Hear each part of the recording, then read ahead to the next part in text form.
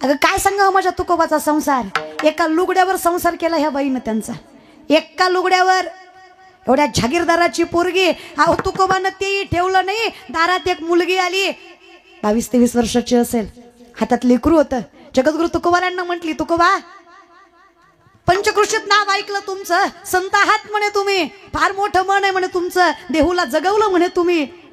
लहान वयात लग्न झालं, लहान वयातच नवरा गेला, नवरा गेलाचा कलंक समाजाने माझ्या मस्तकी मारला, कुटुंबाने समाजाचं ऐकलं, मला कलंकित अलक्ष्मी पालत्या पायाची म्हणून लेकरासहित घराबाहेर काढलं. 1.5-2 वर्षाचं लेकरू हातात घेऊन गावभर फिरले मी, पण कधी कुठल्याच चुकीच्या मार्गाने गेले नाही. कष्टानं कमवलं, लेकराला खाऊ घातलं, पण या नादात माझ्या अंगावरची साडी जीर्ण झाली याचा विचार कधी डोक्यात आला नाही.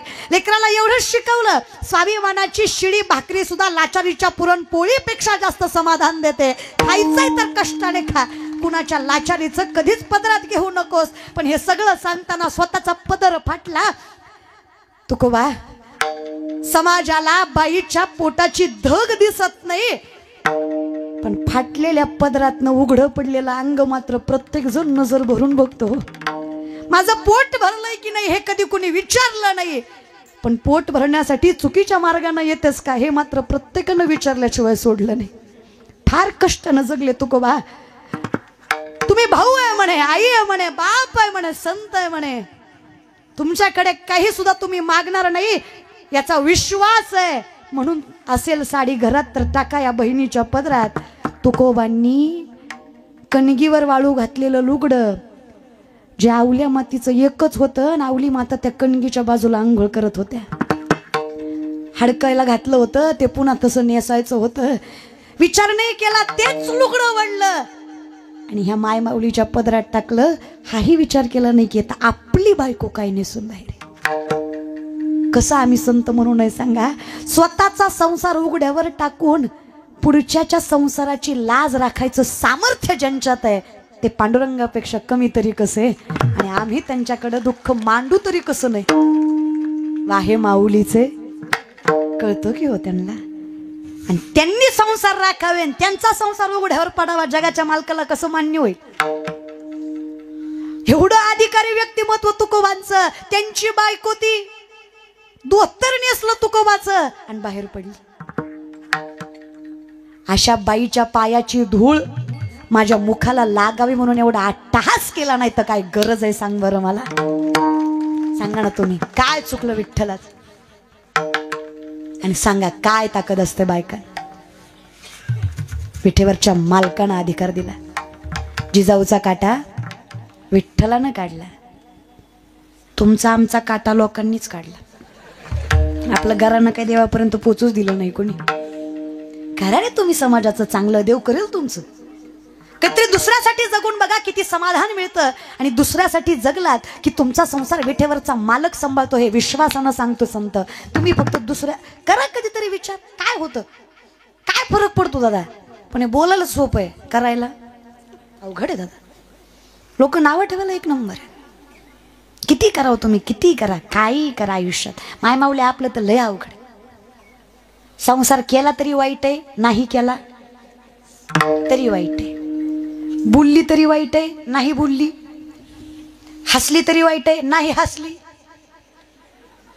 शिकली तरी वाईट आहे, नाही शिकली. कीर्तन केलं तरी वाईट आहे, नाही केलं. कायच करावं बाबा. साडी घातली तरी वाईट आणि फेटा बांधला तरी वाईटच. काय करू काय. मला तर मी ना खरं सांगू, फार मी कीर्तन करते त्याला 18 वर्ष झाली. तोंडाकडे बघू नका माझ्या, 24चीच आहे मी. चालू वयाच्या 5व्या-6व्याला केलं, त्यात मी काही नवल नाही ग माय. माझा बाप माळकरी, आयुष्यभर माझ्या बाबांना आयुष्यभर पेटी वाजवली भजनात. माझ्या आजोबांना आयुष्यभर पखावाज वाजवला भजनात. माझा बाप माळकरी, आजा माळकरी, पंजा माळकरी, पंजाच्या पंजाबी माळकरीच होता ग. परमार्थ त्यांनी केला आणि फळ मला भेटलं ग माय.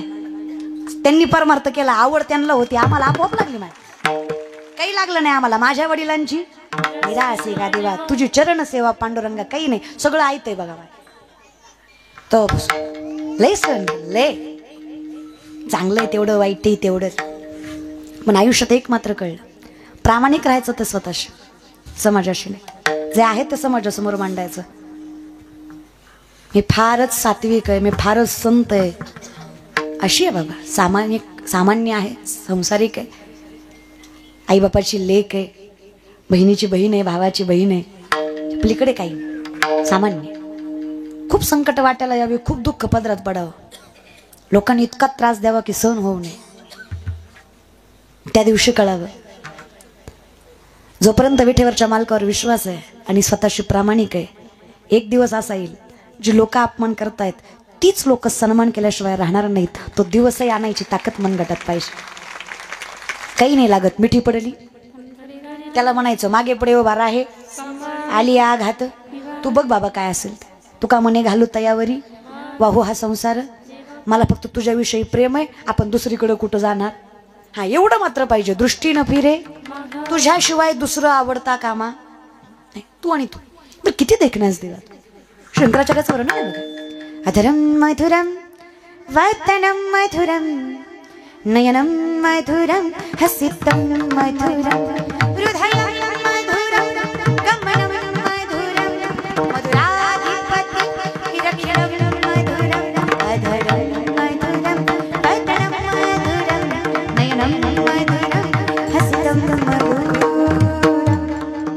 कसं तुझं चालणं बोलणं दिसणं रुसणं हसणं पळणं सगळं गोड आहे. विचार केला जो दिसायला एवढा गोड आहे त्याचं हृदय किती गोड असेल. मग विचार आला ज्याचं हृदय एवढं गोड असेल त्याचं सांभाळणं किती गोड असेल. मग म्हणलं मिठी पडली आपोआप तुझा झालो की रे विठ्ठला. पण हे झालं कधी, माझे चित्त तुझे आता कुठे धावे म्हण, तुझे चरण देखली या भाग गेला. तुला पाहिलं देवा, तसं तुला पाहिलं हरीने माझे हरिले भानवित, पाहिलं नंदाचा तिने वेधेले, आपोआप मन तुझ्याकडे गेलं. ही अवस्था झाली. तुझा पाहता सामोरी दृष्टी न फिरे माघारी, दृष्टी न फिरे माघारी, दृष्टी न फिरे, दृष्टी न फिरे माघारी.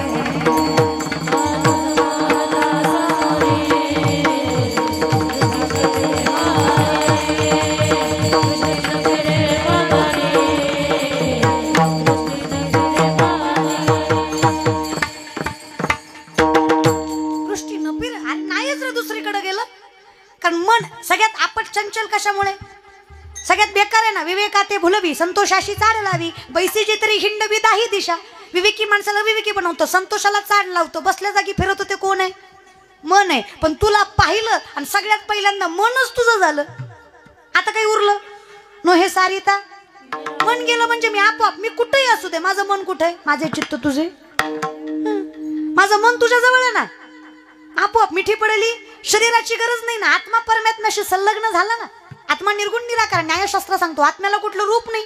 आत्म्याचं रूप म्हणजे ज्ञान आहे. ज्ञानाची संगत करावी माऊली सांगतात. या ज्ञान भक्ती सहज भक्तो एक वटला मज, तुझी मीही केवळ तुझं श्रुतही आहे. नीट आहे का. ज्ञान भक्तीने परिपूर्ण झालो, तुझ्या दारात आलो. तुझ्या दारात आल्यावर कळलं तू कोण आहेस, तू कळल्यावर कळलं मी कोण आहे. आपल्या दोघांचा संबंध कळल्यावर कळलं मी आणि तू एकच आहे. आम्हा तया परस्परे एका नामाचीच अंतर आहे. तुझ्यात आणि माझ्यात फक्त नामस्वरूपी फरक आहे, बाकी काही फरक. मग हे कळलं. देव पहावया तेथे देवाची होणी, देव माझा मी देवाचा, हीच माझी. कारण इथे सत्य काय, सत्य तू सत्य तू सत्य तू विठ्ठला. बाकी सगळं जगत भास, इमॅजिनेशन, कल्पना आहे. आम्ही जे जगतोय ते सगळी कल्पना आहे. सत्य तू आहेस, तू सत्य कळला, माझे चित्त तुझे. तू कुठल्याही रूपामध्ये आवडतोस देवा, मला फक्त मनातून स्मरता आलं पाहिजे. करारविंदेन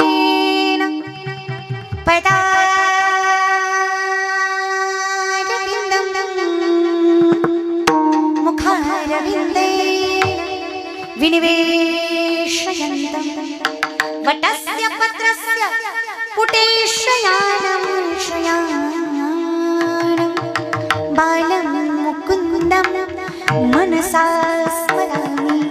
श्रीकृष्ण गोविंद हरे मुरारी, हे नाथ नारायण वासुदेव.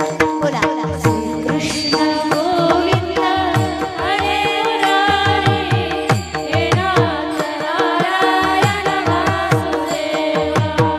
जीवे पिपस्सा जीवे पिपस्सा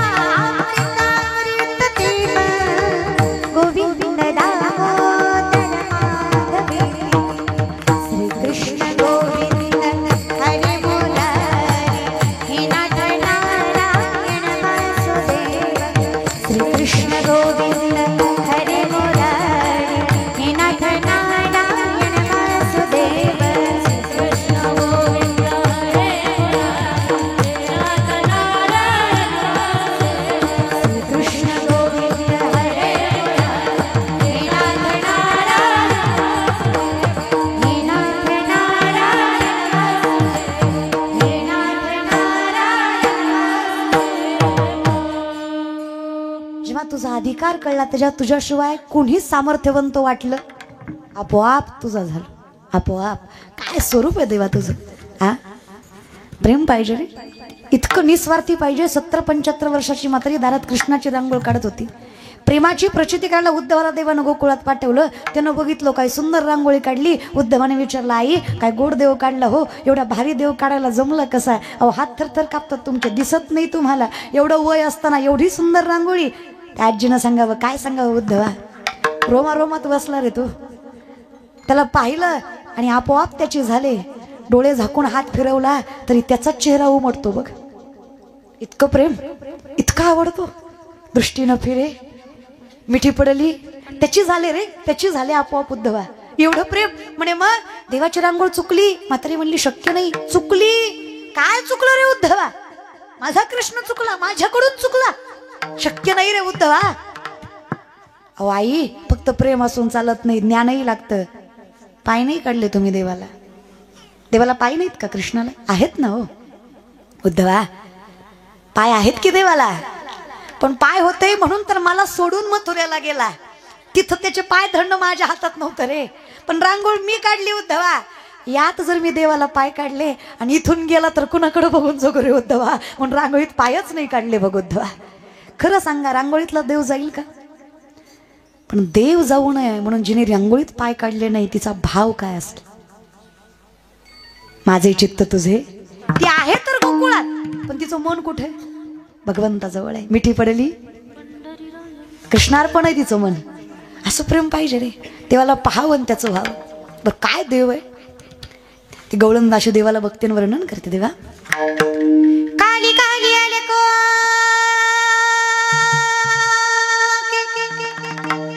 काली काली आले को की फंदे क्यों ना हमें जिंदा रहने दे मुरली वाले, हमें जिंदा रहने दे मुरली वाले, हमें जिंदा रहने दे. काली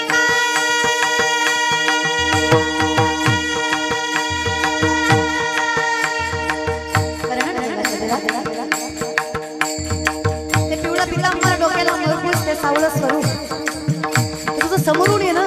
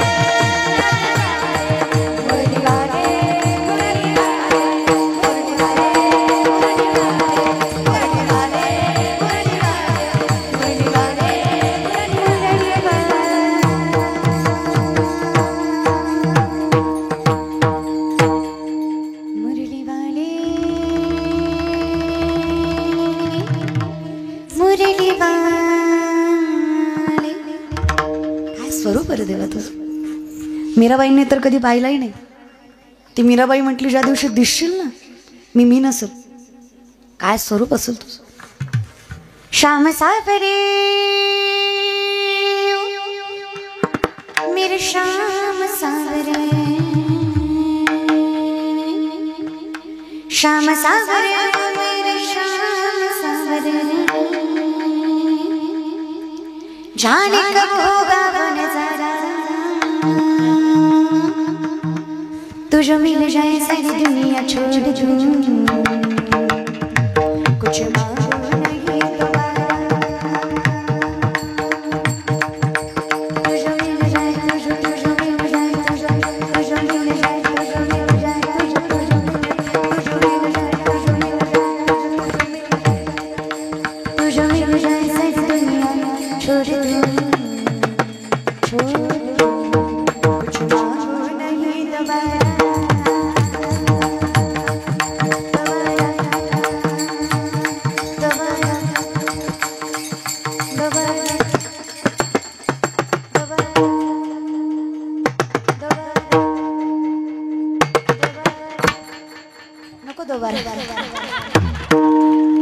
काय प्रेम असेल म्हणजे, काय तो दिवस असेल. तुझे मिल जाए सारी दुनिया छोड़ दूं, जीव दिला पायात, कुछ मांगू नहीं दोबारा. तुम्ही शब्दाकडे लक्ष द्या, चालीकडे जाऊ नका. लोकांची घाण सवय असते, लोक चालीवरच जातात. कळलं त्यालाच कळलं. लोक शब्दाकडे लक्ष देत नाही, चालीकडे लक्ष देतात. शब्दांकडे द्या. काही नाही देवा, तुझ्या जवळ आलो, अक्षरशः तुझा झालो. कारण इतकं चंचल मन, चंचल त्याचे 10 प्रकार. मनोमत करो मेघो मारणी मधून मरुत महामधुवर कटोमच मकार दश चंचल. सगळ्यात पहिलं मन आहे, इतकं चंचल आहे. माकडाला दारू पाजली. कुणाला पाजली? माणसं म्हणतात माणसाला पिल्यावर कळत नाही, माकडाला कसं सुधर. माणसं काय म्हणतात, पिल्यावर कसं कळत नाही. आता मार मार मारतं बायकोला राती, सकाळी म्हणतात नव्हती ग मारायची, पिल्यावर कळत नाही. एवढंच बरं कळत नाही, हात वावळून घ्यायचा बरा कळतो. आता काय करायचं, पिला ना टोपलं बरं शेळीच्या लेंड्या समोरून येऊन ठेवायच्या. कळत नाही त्याला. त्याला म्हणायचं काळं म्हणू काय, ताकद वाढती, गोड लागतात का. कळत नाही, खाईल का. व्यसना आड सगळं लपवतात, सगळं कळतं. नाटकं करतय, सगळं कळतं त्याला. कळत कसं नाही, सगळं कळतं. ताकद येते. आणि हे ते डोक्यातनं काढून टाका, गोळ्यानं इंजेक्शननं दारू सुटती. अशी इंजेक्शन गोळ्यानं दारू सुटली असती ना, आई शपथ सांगते, या महाराष्ट्राच्या माय मावल्यांनी मंगलसूत्र ऐकलं असतं, पण इंजेक्शन आणलं असतं आणि झोपीतच दिलं असतं. घे घे घे कडून जानवारा, घे मी याच्या जिंदगीचं वाटोळं केलं, घे. घरादारात पाहुण्या रावण्यात किंमत.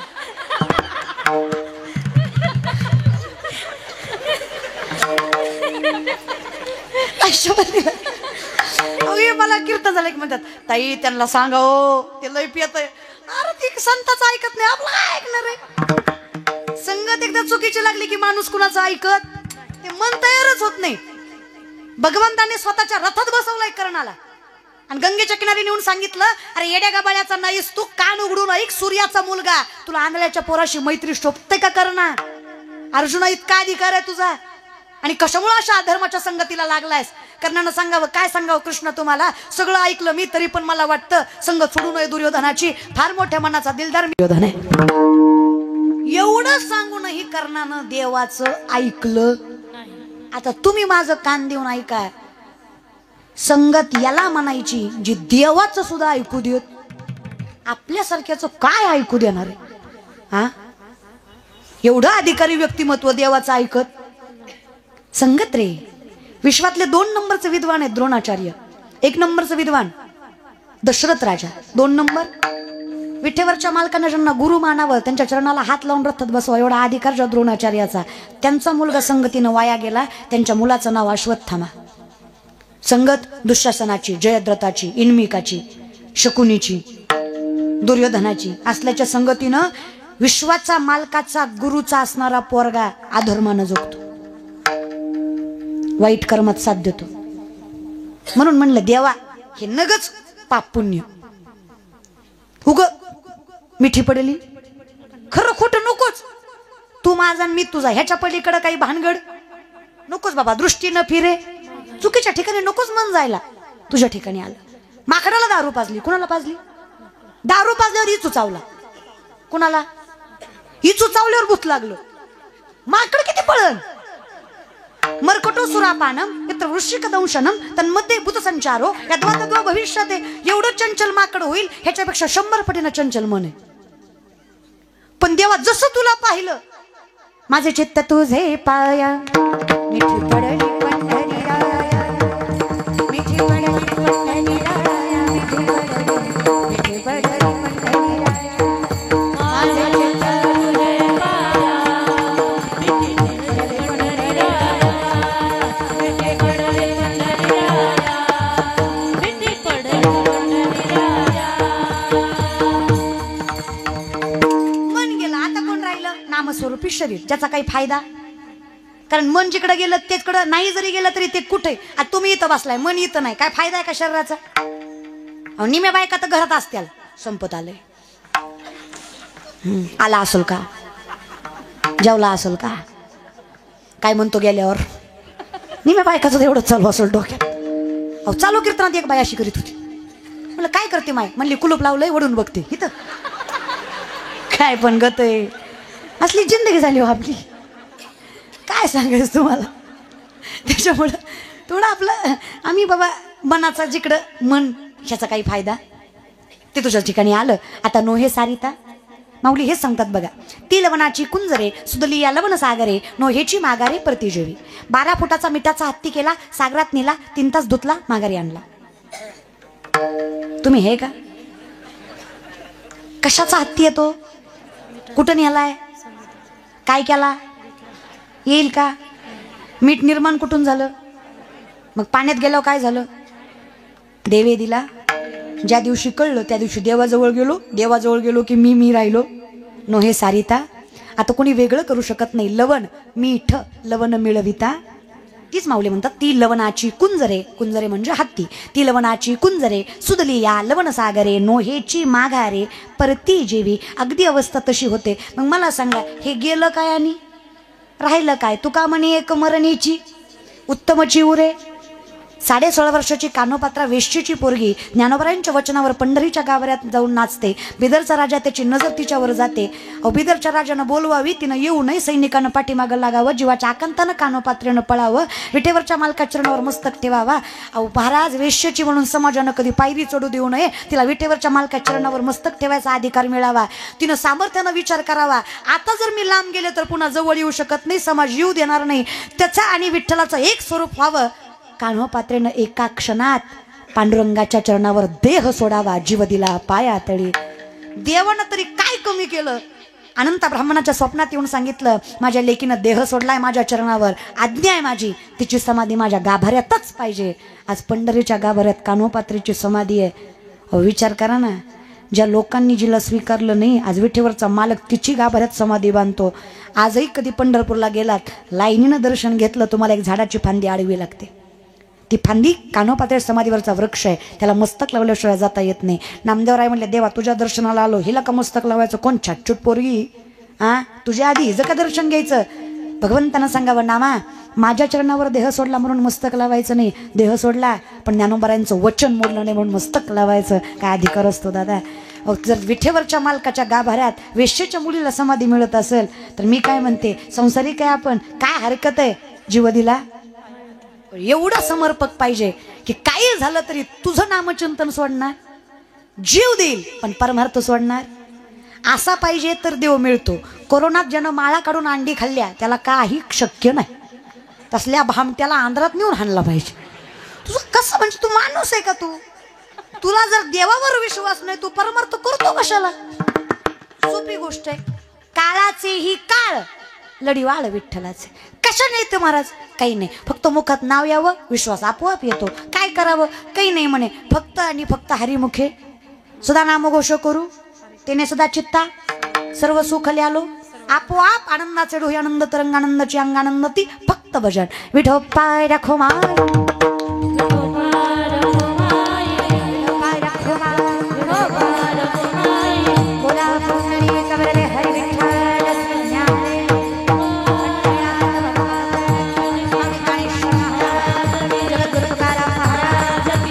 माता